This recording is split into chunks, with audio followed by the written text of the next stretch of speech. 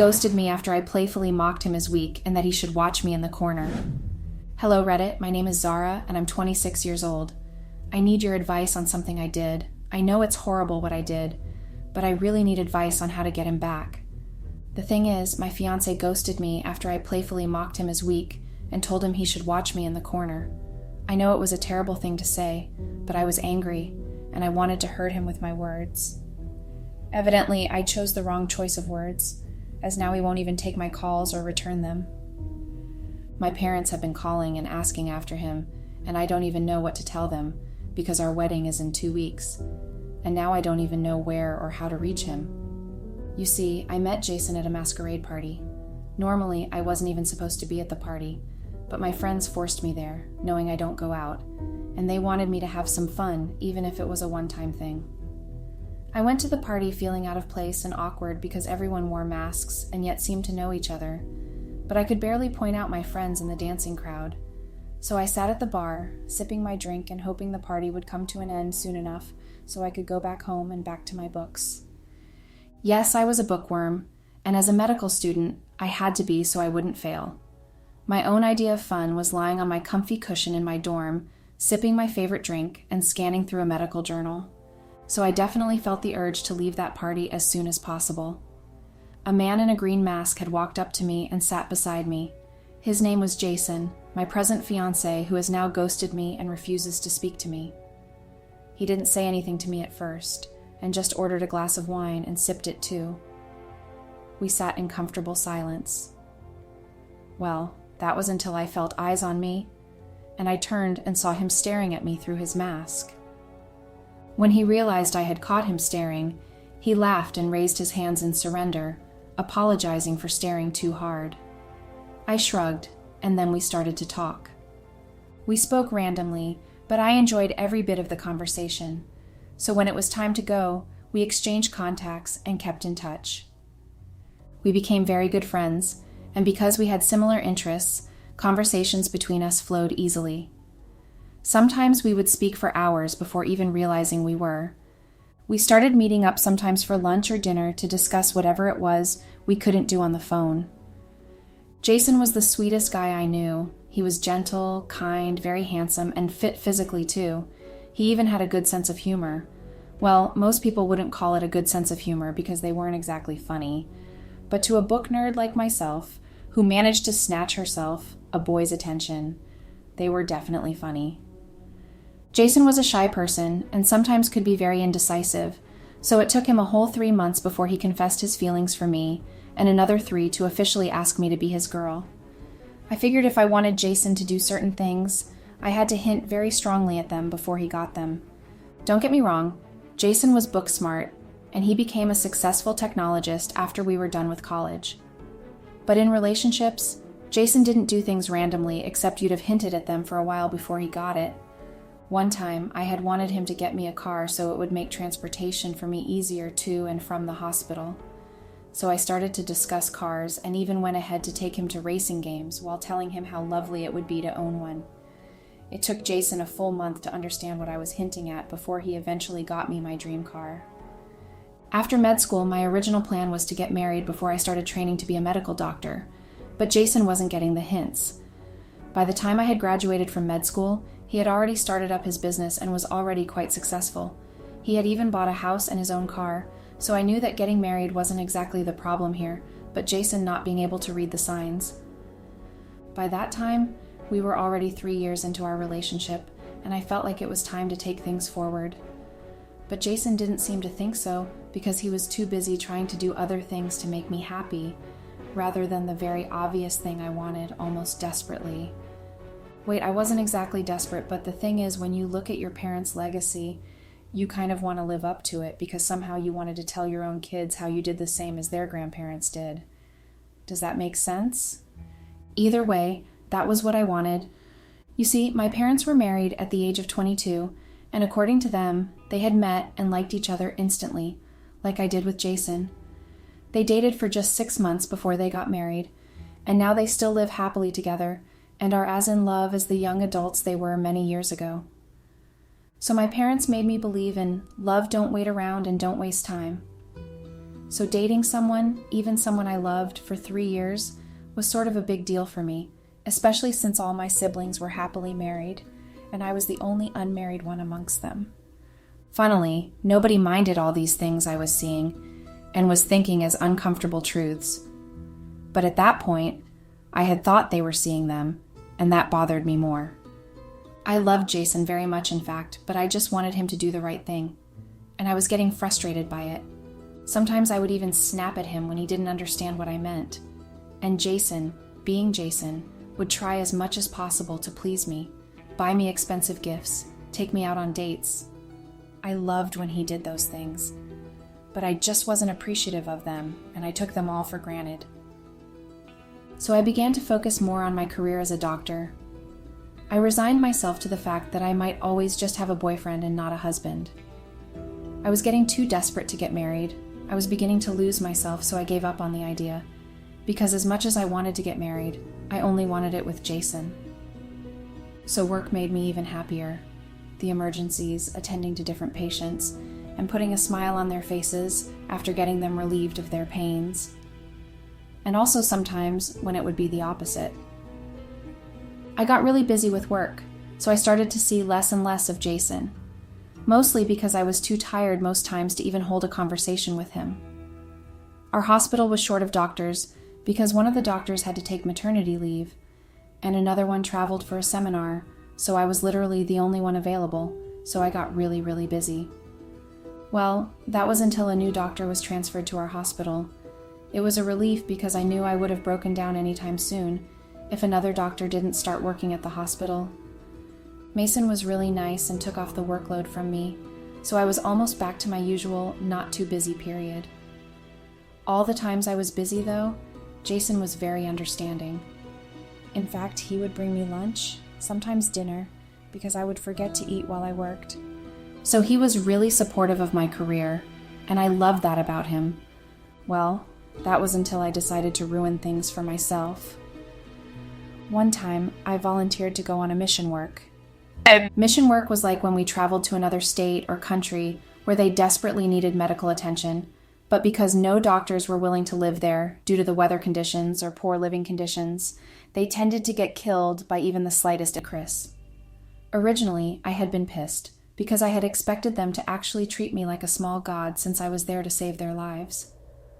But when I eventually got to find out why Chris was revered so much, I was impressed. I was more than impressed. In fact, I wanted to prove my worth by throwing my weight around. I didn't mean literally. I just wanted to show them that I came to do good too, even though I had other priorities in mind when I first went there.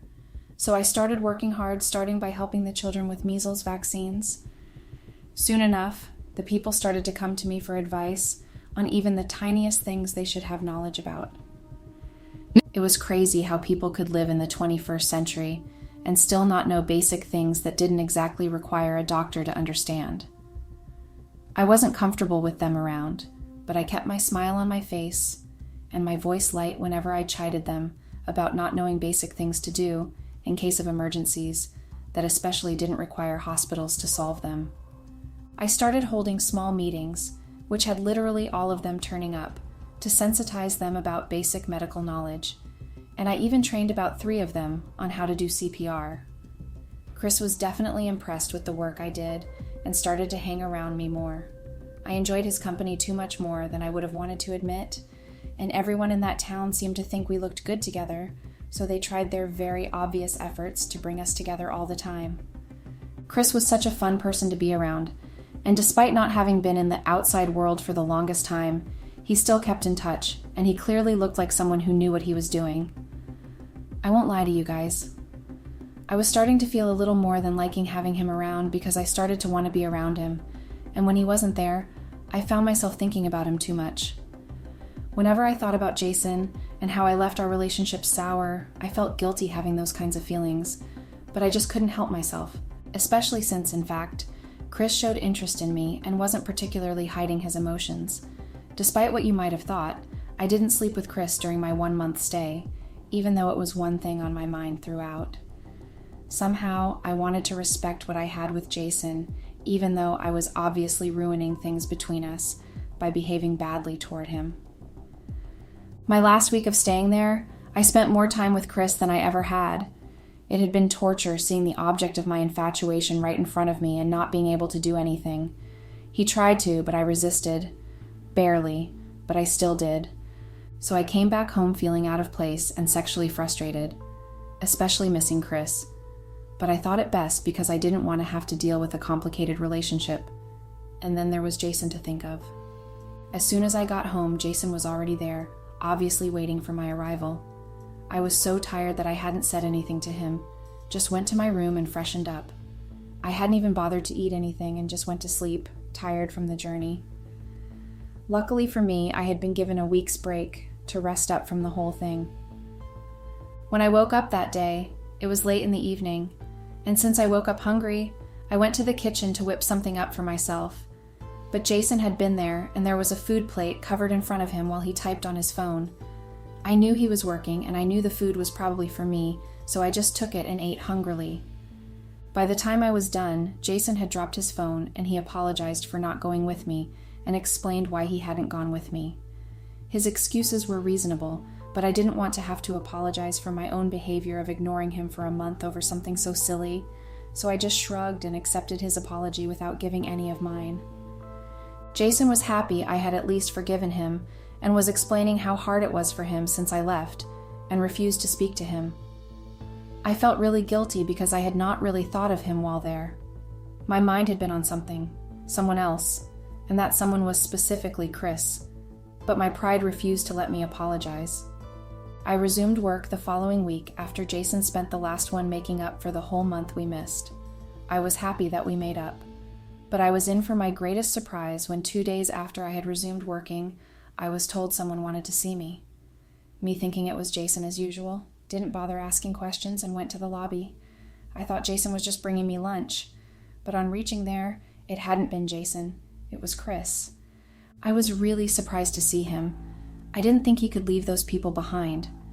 I didn't have much time to question him because I had to get back to work, so I left him, and since I was finishing work early that day, I agreed to dinner with him.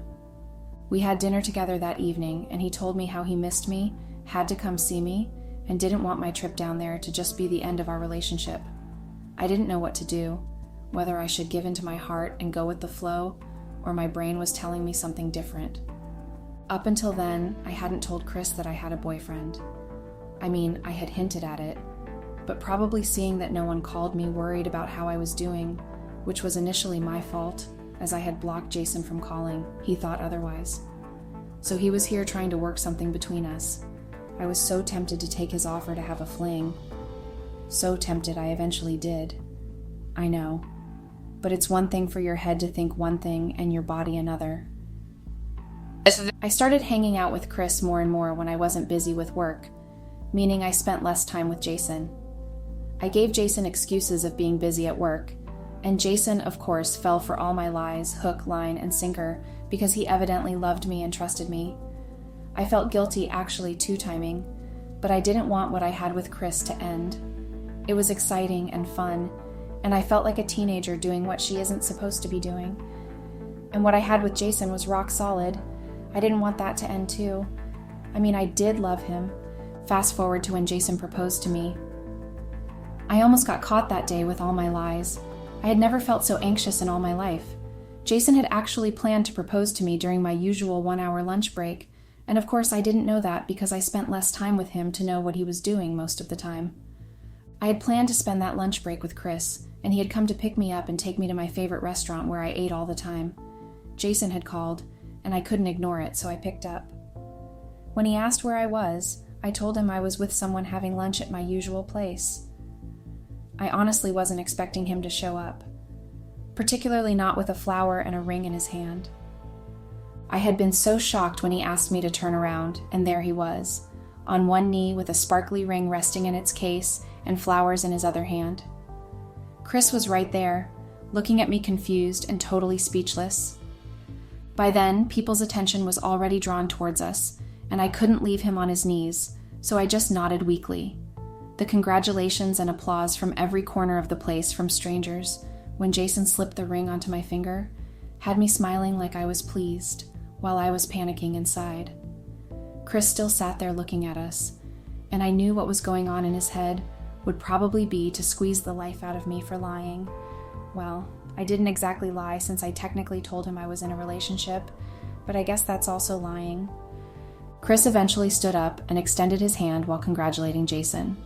Jason was evidently happy and didn't question who I was meeting, so he expressed his thanks, and Chris excused himself and, in his words, left the happy couple to enjoy their moment. I knew he was mad at me, but I couldn't even go after him then to explain things to him. Jason finally did the one thing I'd wanted for so long, but it had to be when Chris was there. I was happy, but I wasn't entirely happy, so I quickly excused myself 10 minutes later with the excuse that I had to get back to work. At work, I was anxious, especially when I texted Chris, and he didn't respond to any of my texts. Later that evening, I had been with Jason to celebrate our engagement at my place, and he was asking me about my friend, who I was having lunch with when he proposed. I had lied that he was a long-term friend with whom we lost contact, and he recently moved here, and we were just having a harmless lunch to catch up. Jason had believed me and even wanted to meet with him another time, as according to him, he didn't really get to talk to him, as he had been more interested in getting alone time with me then. Well, fortunately, or should I say unfortunately now, the next day was my day off. Jason knew that and had expected we would spend time together, but I lied that I wanted to go see my parents to give them the good news, but instead went to see Chris. When I got there, I was trying to explain my part in everything, but Chris wasn't even listening and just kissed me. The kiss was different this time. We've shared a few kisses before, but they were usually pecks on the lips compared to how he kissed me then, and they usually never ended in anything else. But this time I had sex with Chris, and according to Chris, he didn't mind that I was engaged to be married. He just wanted me, and that was all. I suppose I should have run the opposite way then, but I was too happy that Chris accepted continuing our relationship, and I didn't mind anything at that point. Chris and I continued our relationship. I felt guilty, though, because I knew how hurt Jason would feel if he found out, but I couldn't help myself. It was like my desire was controlling my every decision. Even when Jason was starting to ask when we could have our wedding, I gave excuses because I couldn't imagine having to cheat on him in marriage. It felt like it would be a deadly sin, even more than the one I was already committing against him. I started getting scared when Chris started getting bolder with our relationship. He would come pick me up for lunch and also pick me up after work. Literally everyone at my workplace knew I was engaged, but didn't know to whom exactly, seeing two different guys with me. I started getting more worried and told Chris about it. He had said then that he loved me and just wanted to spend more time with me. Then I felt special and didn't question his intentions further, until Chris had needed an urgent loan. He said that he wanted to expand and needed workers and money to do that. But the bank had rejected his application for a loan, and he was feeling pretty down. I didn't know what to do because even if I had combined my savings together, I couldn't give him up to the amount he was looking for. Chris suggested I ask Jason for the money. I was hesitant at first because I knew Jason knew I couldn't ask for such an amount for any project, as I had never discussed any with him, and if I told him I was asking for a friend, he might get suspicious, and I didn't want that because I did love Jason and didn't want to lose him. Chris kept insisting I ask Jason for the money, but I didn't know exactly how to go about it. I was anxious about Jason finding out about my relationship with Chris. He had almost caught us one time when he was outside for work meeting a client. Meanwhile, I was with Chris on a date when I had lied to Jason when he had called earlier that day that I would be visiting my parents. So he had seen us holding hands and laughing together, and before I even realized Jason was there, it had been too late to hide, so I had smiled nervously, and when he asked what we were doing there, I was still trying to come up with something when Chris came to my rescue. He had lied that he was there with his girlfriend, who he actually wanted to introduce to me, but the girlfriend had excused herself to use the bathroom, and that was why she wasn't there with us. Jason had accepted our excuses, but I was sure he had his doubts. So asking for a loan on Chris's behalf was definitely going to make him more suspicious. But then again, Chris wasn't letting it go and kept insisting I did try my luck. So I eventually did as he asked, and I asked Jason for a loan. Jason was surprised, especially because of the amount I was asking for, and when I told him it was for a friend, He asked what it was for exactly, and I told him. But when he kept asking more questions, I told him it was for Chris, the friend he saw me with. Immediately, Jason had changed. He had been willing at first to consider the loan, but once he had known who it was for exactly, he blatantly refused to give him the loan. I was very angry.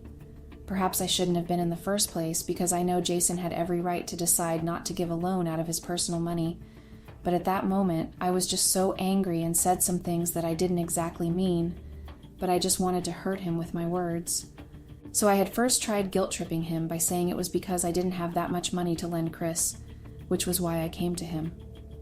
When I realized that wasn't working and Jason was still adamant and maintained his stand, I became so violent with my words and called him a weak man, and that he should definitely watch me in the corner and see whether or not I would raise the funds Chris needed. It was at that very point Jason got so angry and spoke to me angrily. According to him, Jason, he had discovered I was cheating on him long before he proposed to me, but because he loved me and didn't want to lose me, he kept silent about it and even proposed to me, thinking that if I was at least committed to him by marriage, I would stop the affair and focus on him. But then I had decided to rub the relationship in his face by continuing my affair with Chris, and then I even came to ask for a loan for my lover. I was speechless after everything he said. I couldn't believe my ears. Jason had known about my affair with Chris. Jason, at that point, when he saw how speechless I was, said that he was indeed weak for allowing me to walk all over him, but he certainly wasn't going to sit around in the corner and watch me rub my affair right in his face. I couldn't say anything because I knew that at that moment I was doomed. Jason just walked out of my apartment and never came back again. I tried calling and begging him, but it was like anything that was of Jason had disappeared from town.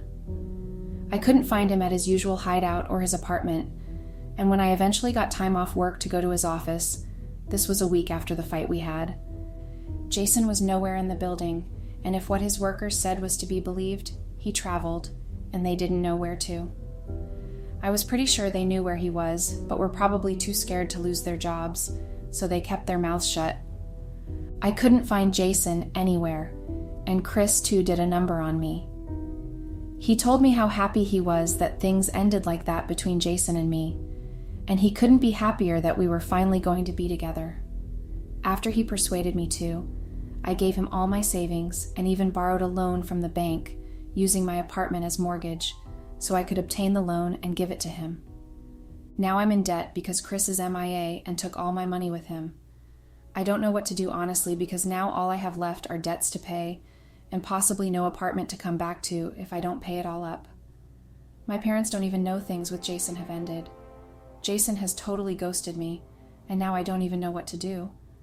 I really do love Jason, and I know I wronged him terribly, but I really am sorry for what I did to him. Please, I need your advice on what to do. How do I get back my life and relationship with Jason? Please help me. Update. Hello, Reddit.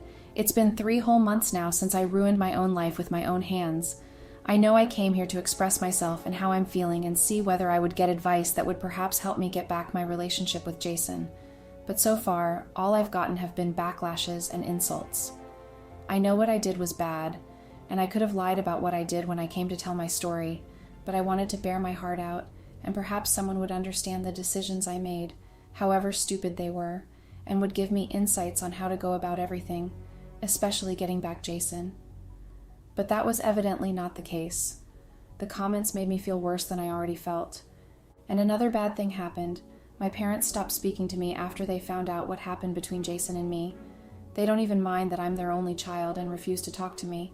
I only told them because I knew Jason still spoke to them, but now they are refusing to even speak to me, let alone speak to Jason on my behalf.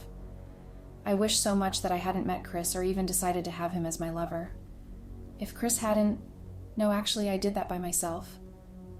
If I hadn't fallen so easily, maybe if I had tried my hardest to push Chris away and not turned into his hands, because I thought at that point, if I hadn't, I would have missed out on a sweet relationship. Maybe then I'd have my whole life ahead of me and not this dark, debt-filled future I seem to have now. I regret everything I did so much and wish I could turn back the hands of time and undo everything. I realize that I've made a huge mistake. I have thrown away a long-term relationship for a fleeting infatuation. Now I'm left waiting and wondering how I could have been so stupid to have lost the love of my life forever. Was my desire for excitement and passion worth risking everything? From where I'm standing, it didn't look like it. I really wish I could have done things differently, not becoming so desperate for a marriage that I frustrated Jason and then went ahead to have an affair. And I'm not sure I can ever forgive myself for what I've done. I thought I was seeking excitement and passion, but in reality, I was destroying the love and future Jason and I could have built together. Every day, I'm reminded of what I've lost. Jason's smiles, his laughter, and his loving embrace, all gone. His gentle encouragement when work got too tough, his soft reminder to eat, and him always being there for me are now replaced by the harsh reality of my own making. I'm left to pick up the pieces of my shattered heart and wonder what could have been if only I had been true. If only I had appreciated what we had. I took advantage of Jason's love and mistook it for weakness, and I did the worst thing I could have ever done to him. I wish so badly that I could go back and change everything, but life obviously doesn't offer do-overs, and now I'm left to face the consequences of my actions. Life seems like it isn't worth living if I don't have Jason. I cannot bear being alone all through this world because I couldn't even make the necessary efforts to keep what I had. I'm lost in the what-ifs, forever questioning the choices I made. What if I had been honest? What if I had been true? What if I had appreciated what we had? But then again, I'm reminded that life doesn't offer do-overs, and I'm forever stuck with questions and regrets in my head. Crazy how blinded you can be to one thing that should matter to you, and then when you lose it, you see clearly. I mean, it's true what they say about not appreciating what you have till you lose it. I still cannot comprehend just how stupid I was to think I could do those things to Jason and get away with them. I don't even need a doctor now to tell me how depressed I am. It almost started affecting my work because I nearly killed a patient by administering the wrong treatment. It was decided by the board of hospital directors that I was suspended for a month so I could get myself together. That was the worst decision because now all I can do is stare at the walls in my room and be reminded of all the stupid decisions I made to bring me here. I really am alone with nothing but debts. Update. Hello Reddit, this is my last post here. I'm grateful that I got to express myself here even despite the backlash. At least I was able to express my feelings, all of them, and it helped just a little. I'm still regretful of the things I've done, the decisions I made, and how badly it eventually turned out. Jason still refuses to talk to me, and my parents also see no reason to talk to a daughter they clearly didn't raise the way she turned out. I'm still all alone. Oh, Chris contacted me. Not how you think he did, though. He sent me a text to tell me he was back in his home, which I evidently don't know where it is, and he wanted to let me know that he was no thief, but the money he took from me was collateral damage, as I apparently hurt his feelings and embarrassed him when he discovered I was actually in a serious relationship with someone. So he decided to have some sort of sick revenge by doing what he did. I wanted to plead with him to even send half of the money back so I could pay some of the bank loan I acquired, but he blocked my number immediately after sending me the text. I regret everything so much because now I evidently lost my relationship with Jason over some stupid revenge Chris wanted to have by playing me and also leaving me with debts. I'm so embarrassed and filled with guilt as I write this because everything I did was for some stupid reason, and now I've lost everything.